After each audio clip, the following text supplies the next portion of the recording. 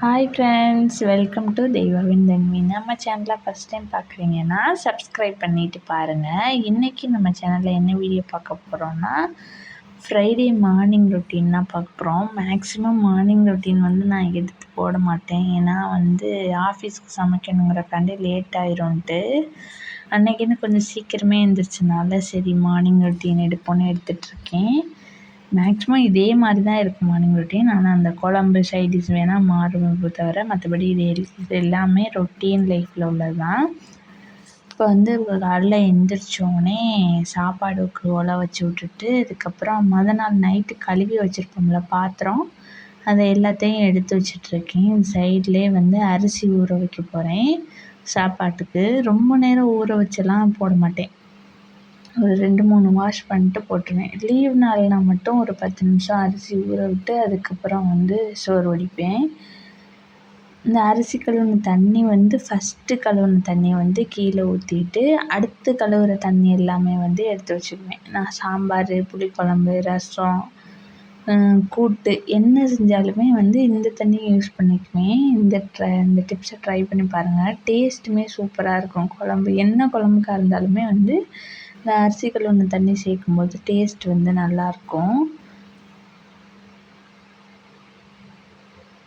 2-3 time wash பண்ணிட்டு கீழே ஊற்றிட்டு அதுக்கப்புறம் சாப்பாட்டில் ஒலை வச்சுருக்கோம்ல அதுலேயுமே அரிசி சேர்த்துக்கலாம்.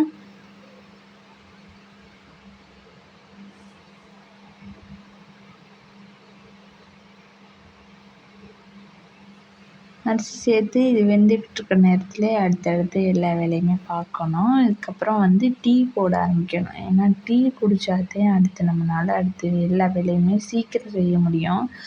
காலையில் எனர்ஜி இல்லாமல் இருக்க மாதிரி இருக்கும். டீ குடிச்சிட்டோன்னா கொஞ்சம் நல்லா எனர்ஜிட்டிக்காக இருக்க மாதிரி இருக்கும். என்னன்னா டீலாம் நிப்பாட்டணும் அப்படிலாம் மனதுக்கு தோணினாலும் ஆனால் டீலாம் நிப்பாட்டவே முடியாது. ஏன்னா அது குடித்தா மட்டும்தான் அடுத்து ஏதாவது ஒரு வேலை செய்யணும் அப்படிங்கிறது பிரிஸ்காக இருக்கும் நமக்கும். இப்போ டீக்கு பால் பாதி மறுநாள் சாயங்காலம் போட்டுட்டு பாதி மறுநாள் காலையில் போட்டுக்குவோம். ஒரு பாக்கெட் காலைக்கும் சாயங்காலத்துக்கும் போட்டுக்கிறது. மேக்ஸிமம் பால் நான் காய்ச்சிட்டுலாம் அந்த டப்பாவில் ஊற்றிலாம் வைக்க மாட்டேன். இந்த மாதிரி அரை பாக்கெட் ஊற்றிட்டு அதுக்கப்புறம் அதே பாக்கெட்லேயே ஒரு கிண்ணத்தில் மட்டும் எடுத்து வச்சு ஃப்ரிட்ஜில் வச்சுருவேன். இது மாதிரி தான் ரொம்ப நாளாகவே யூஸ் பண்ணிகிட்ருக்கேன். நீங்கள்லாம் எப்படி பால்லாம் ஸ்டோர் பண்ணி வைப்பீங்க? காய்ச்சிட்டு தான் ஊற்றி வைப்பீங்களான்ட்டு சொல்லுங்கள். அதுக்கப்புறம் சாம்பார் வைக்கிறதுக்காக குக்கர் எடுத்தேன். அந்த நட்டு லூஸ் ஆகிடுச்சு. அது திருப்புளிலாம் எடுக்கிறதுக்கு டைம் இல்லை. பக்கத்துலேயே கத்தி இருந்துச்சா, அந்த கத்தியோட முனையை வச்சே டைட் பண்ணி விட்டுட்டு அதுக்கப்புறம் பருப்பு வேக வச்சுக்கலாம். பருப்பை வேக வச்சுட்டு போய் டீ குடிக்க ஆரம்பித்தோம்னா நம்ம டீ குடித்து முடிக்கிறதுக்குள்ளே பருப்பு விசில் வந்துடும். அதுக்கப்புறம் சாம்பார் வச்சிடலாம். இன்றைக்கி டிஃப்ரெண்ட்டாக சாம்பார் வைக்க போகிறேன். அது எப்படிங்கிறத பாருங்கள். சாம்பாருக்கு துவரம்பருப்பு, பாசிப்பருப்பு இது 2மே சேர்த்துருக்கேன். பாசிப்பருப்பு சும்மா கொஞ்சமாக சேர்த்துக்கணும். துவரம்பருப்பு இப்போ 1 கரண்டி அளவுக்கு துவரம்பருப்பு சேர்க்குறோம்னா அதில் ஒரு 1/4 கரண்டி அளவுக்கு பாசிப்பருப்பு சேர்த்துக்கலாம். பருப்பையுமே நல்லா வாஷ் பண்ணிவிட்டு தண்ணி சேர்த்தாச்சு. இப்போ டீ பால் காஞ்சிருச்சு. டீ தூளை போட்டுட்டு டீ நல்லா கொதிச்சோன்னா ஃபஸ்ட்டு டீயை குடிச்சிட்டு அதுக்கப்புறம் மற்ற எல்லா வேலையும் பார்க்கணும். ஒரு சாப்பாடுமே பொங்கி வந்துருச்சு. அதையுமே கலந்து விட்டுட்டு அடுப்பை சிம்மில் வச்சுட்டேன். இப்போ டீ தூள் வெந்து வந்துருச்சுன்னா அடுத்து நம்ம டீ குடிச்சிடலாம். சாம்பாருக்கான காயும் எடுத்து வச்சுருக்கேன். சாம்பாருக்கு சைடிஷ்ஷாக இன்றைக்கி வாழைக்காய் வறுவல் தான் செய்ய போகிறோம். சாம்பாருக்கு 3 கத்திரிக்காய், 2 கேரட்டு, அப்புறம் முருங்கைக்காய், கொஞ்சம் பீன்ஸ் 2-3 இருந்துச்சு. அது எல்லாமே எடுத்து வச்சுருக்கேன். இப்போ டீ எல்லாம் குடிச்சிட்டு காய் கட் பண்ண போகிறேன். காய் கட் பண்ணுறது இந்த மாதிரி கவுண்டர் டாப்பில் நின்றுட்டே கட் பண்ணுறதெல்லாம் முன்னாடி பண்ணுவேன். இப்போலாம் ரொம்ப நேரம் நின்றாலே கால் வலிக்க ஆரம்பிச்சிது. அந்த டைல்ஸாக என்னென்னு தெரியல. அதனால் உட்காந்து தான் கட் பண்ணுறது. நம்ம எல்லாருமே அப்படி தான். நின்றுக்கிட்டே சமைக்கும் போதெல்லாம் நம்ம சொல்லுவோம் நின்றுக்கிட்டே சமைக்கணும், உட்காந்து சமைக்கிறது பிடிக்கலைமோ. இப்போ நின்றுட்டு சமைக்கிறோம் ஆனால் உட்காந்து சமைக்கலான்னு தோணுது. ஆனால் அது முடியாது. அது மாதிரி தான் எல்லாரோட மைண்டும் வந்து சேஞ்ச் ஆகிட்டே இருக்கும் பொழுது எனக்கு அப்படி தான் தோணும். அப்போல்லாம் நான் சின்ன வயசில் இருக்கையெல்லாம் எங்கள் அம்மா அந்த விறகடுப்புலாம் வச்சுருப்போம்ல, எங்கள் வீட்டிலலாம் விறகடுப்பு தான் இருந்துச்சு அப்போ. சரி கேஸ்லாம் வந்து ரொம்ப நாளுக்கு அப்புறம் தான் வாங்கினோம். அப்போ வந்து உட்காந்து தான் சமைப்பாங்க. உட்காந்து சமைக்கும்போது வந்து ரொம்ப கால் வலிலாம் யாருக்குமே இல்லைன்னு நினைக்கிறேன். இப்போ வந்து எல்லார் வீட்லேயுமே நின்றுட்டு தான் சமைக்கிறோம். அதனாலே நிறைய பேர் வீட்டில் கால் வலிங்கிறது வந்துருச்சு. இப்போ வந்து சின்ன வெங்காயம் வந்து சாம்பாருக்காக நறுக்கிட்டு இருக்கேன். இங்கே வந்து சென்னையில் சின்ன வெங்காயம் அதிகம்னு லாஸ்ட் வீடியோலலாம் சொல்லியிருப்பேன். இப்போ வந்து இந்த வீட்டு பக்கத்துலேயே வண்டியில் வந்து விற்றுட்டு வராங்க. 2 கிலோ 2 கிலோ வந்து ரூ. 50 அந்த மாதிரிலாம் சில நேரம் கிடைக்கிது. சில நேரம் வந்து 3 கிலோ ரூ. 100 அந்த மாதிரி ரேட்டுக்கு கிடைக்கிது. அதனால் 3 கிலோ ரூ. 100 வாங்கினோம்னா ஒரு 10 நாளைக்கு மேலேயே வச்சுக்கலாம். ஏன்னா சின்ன வெங்காயம் வந்து குழம்புக்கு வந்து சின்ன வெங்காயம் சேர்க்கும்போது தான் டேஸ்ட் நல்லாயிருக்கும். இப்போ டீ வந்து பாப்பாவுக்குமே ஊற்றி வச்சுட்டு அவங்க அப்பாவுக்கு வந்து ஊற்றி கொடுக்குறேன். இந்த கப்பெல்லாம் பார்த்திங்கன்னா டெல்லியில் இருக்கையில் மார்க்கெட் போகும்போது வாங்கினது. ரொம்ப கம்மியான ரேட்டு தான். இதெல்லாம் வந்து ஒரு கப்பு வந்து ரூ. 15 ரூ. 20 அந்த மாதிரி தான். நான் யூஸ் பண்ணுறதே கிடையாது. இப்போ கொஞ்ச நாளாக தான் எடுத்து யூஸ் பண்ணிக்கிட்டு இருக்கேன். இப்போ சாம்பாருக்கான காயுமே கட் பண்ணியாச்சு. பருப்புமே வந்து 2 விசில் வந்துருச்சு. இப்போ வதக்கி விட்டு எப்படி சாம்பார் வைக்கிறதுன்னு வாங்க பார்க்கலாம். எண்ணெய் ஊற்றிட்டு கடுகு, உளுந்து, சீரகம், காஞ்ச மிளகா சேர்த்துருக்கேன். இப்போ இது கூடவே நம்ம நறுக்கி வச்சுருக்க எல்லா காயும் வெங்காயம், தக்காளி, நம்ம நறுக்கி என்னென்ன காய் எடுத்துருக்கோமோ அது எல்லா காயுமே ஒன்றா சேர்த்துக்கிறேன். இது எல்லாமே வந்து நல்லா அந்த எண்ணெயிலே வதங்கி வரணும். நம்ம வந்து பருப்பு சேர்க்கறதுக்கு முன்னாடியே காய் வந்து ஒரு 80% வந்து வெந்திருக்கணும்.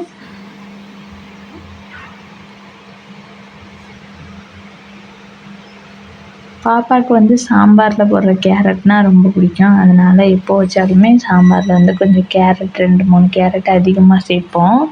இப்போ இது கூடவே கல்லுப்பு சேர்த்து நல்லா கலந்து விட்டுக்கலாம்.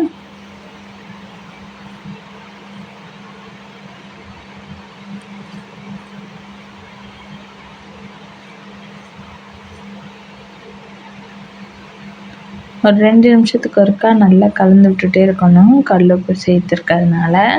இப்போ வந்து அடுப்பை சிம்மில் வச்சுட்டு அடுத்து வந்து வாழைக்காய் கட் பண்ணுறதுக்காக வந்துட்டேன். ஏன்னா வாழைக்காய் வறுவல் செய்கிறதுக்கு அதுக்கப்புறம் கட் பண்ணுறதுக்கு டைம் இருக்காது. அது வதங்குற நேரத்துலேயே இதை கட் பண்ணிட்டோம்னா அடுத்து வைக்க ஆரம்பிச்சிடலாம்.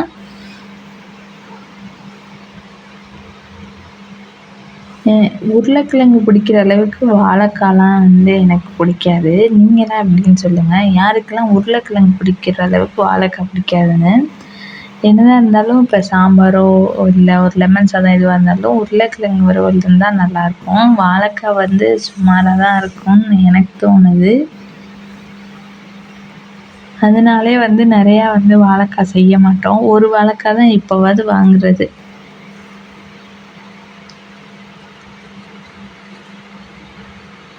அதேமாரி நல்லா கழுவுன தண்ணியில் வந்து போட்டு வச்சிடணும். இல்லைன்னா வாழைக்காய் வந்து கலர் வந்து கருப்பாயிரும். என்ன காயுமே கட் பண்ணாலுமே கழுவிட்டு தண்ணியில் சேர்க்குறது தான் நல்லது.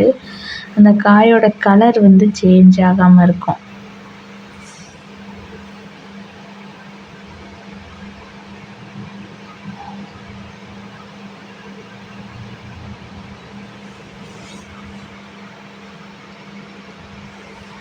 இப்போ வந்து அந்த சாம்பாருக்கு காய் சேர்த்தோம்ல, அது நல்லா வதங்கிச்சு. இது கூடவே மஞ்சத்தூளும் சேர்த்து வதக்கிட்டேன். இது கூட தனி மிளகாய்த்தூள் அது சேர்த்துக்கிறேன். மிளகாத்தூள் சேர்த்து நல்லா வதக்கிக்கலாம்.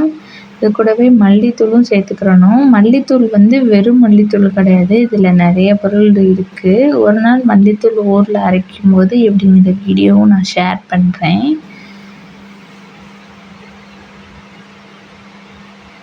மல்லித்தூளும் சேர்த்து நல்லா கலந்து விட்டுக்கலாம் காயோட. இப்போ வந்து நம்ம வேக வச்ச பருப்பு இருக்குல்ல, அதை சேர்த்துக்கலாம்.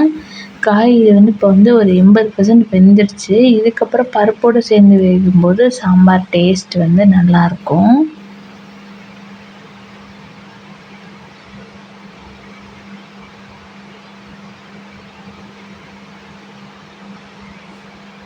அதோட சேர்த்து நல்லா கலந்து விட்டு இது கூட கொஞ்சமாக புளி வந்து கரைச்சி விட்டணும். இதுவுமே அந்த அரிசி கழுவுன தண்ணி இருக்குல்ல, அந்த தண்ணியில் தான் புளி சேர்த்து கரைச்சி விட போகிறேன். தேவையான அளவு தண்ணியுமே சேர்த்துட்டேன். உங்களுக்கு சாம்பார் தண்ணியாக இருக்குன்னா நல்லா கொஞ்சம் ஓரளவு தண்ணியாக சேர்த்துக்கலாம்.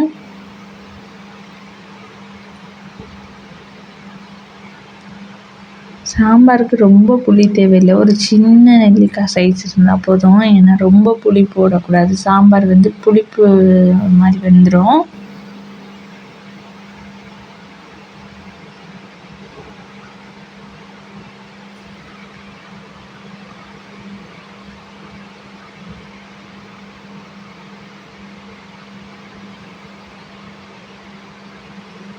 நிறையா யூடியூப் வீடியோலலாம் பார்த்துருக்கேன். புளி கரைக்கிறதுக்கு கஷ்டமாக இருக்குது. அதனால வந்து புளி பேஸ்ட் ரெடி பண்ணி வச்சுக்கிறோம். புளி வந்து பேஸ்ட்டெல்லாம் ரெடி பண்ணி வச்சா அந்தளவுக்கு டேஸ்ட்லாம் இருக்குமான்னு எனக்கு தெரில. புளி நம்ம கையால் கரைச்சி வைக்கிற சாம்பார் தான் டேஸ்ட் நல்லாயிருக்கும்.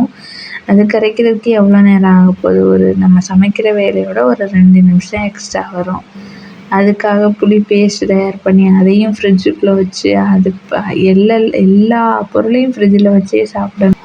மேக்ஸிமம் ஃப்ரிட்ஜில் வந்து இஞ்சி பூண்டு பேஸ்ட் வைக்கிறது, இந்த புளி பேஸ்ட் வைக்கிறது அதெல்லாம் அவாய்ட் பண்ணுறது நல்லது. ஏன்னா அப்பப்போ நம்ம கரைச்சி சேர்த்துக்கலாம்.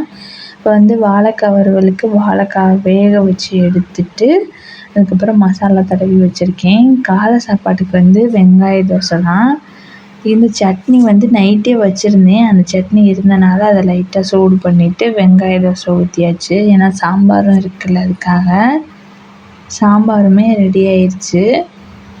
ஃபைனலாக சாம்பார் வந்து அடுப்பெல்லாம் அமர்த்திட்டு கொத்தமல்லி இலை தூவினா டேஸ்ட்டு சூப்பராக இருக்கும்.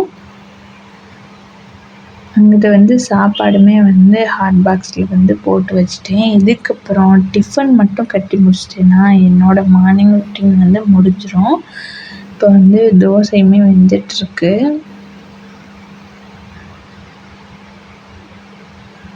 சட்னி சூடு பண்ணுறதுக்கு வந்து டைரெக்டாக அடுப்பில் வச்சு சூடு பண்ணாமல் லைட்டாக சுடு தண்ணி வச்சுட்டு அந்த சுடு தண்ணியில் தூக்கி வச்சா சட்னி வந்து நல்லா சூடாகி வந்துடும்.